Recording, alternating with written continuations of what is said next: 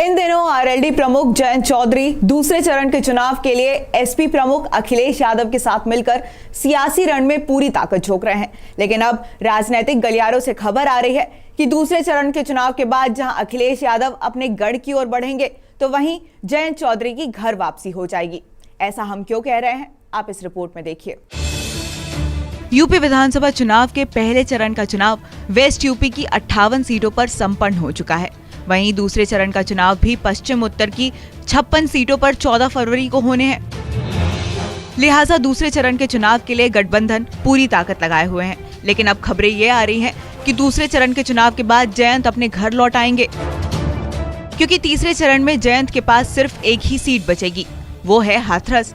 तो वहीं दूसरे चरण के बाद एसपी सुप्रीमो अखिलेश यादव अपने गढ़ चुनाव प्रचार के लिए जाएंगे।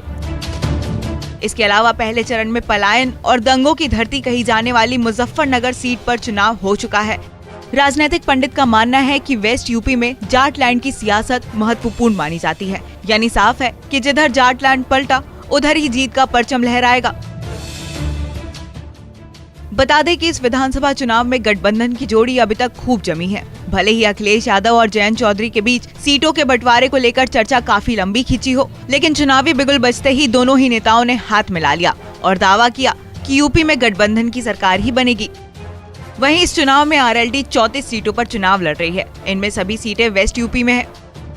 मथुरा की मांड सीट और बिजनौर की सदर सीट पर भी विवाद हुआ, लेकिन मांड पर दोनों ही पार्टियों के प्रत्याशियों ने नामांकन दाखिल कर दिया। हालांकि बाद में जयंत चौधरी के कहने पर आरएलडी के प्रत्याशी को पीछे हटना पड़ा। तो वहीं बिजनौर की सदर सीट पर अखिलेश पीछे हट गए।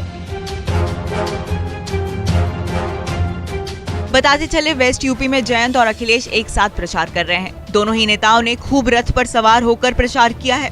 प्रचार के अलावा भी अखिलेश और जयंत एक साथ नजर आ रहे हैं। वहीं दूसरे चरण के बाद अखिलेश अपने गढ़ यानी यादव बेल्ट में पहुंच जाएंगे, क्योंकि तीसरे चरण में फिरोजाबाद, एटा, मैनपुर, कासगंज, इटावा और अन्य जिलों में चुनाव होना है। यानी अखिलेश को अकेले ही चुनाव प्रचार करना होगा, जबकि तीसरे चरण में जयंत के पास हाथरस जिला बचेगा। ऐसे में जयंत अपने घर यानी दिल्ली की तरफ लौट आएंगे।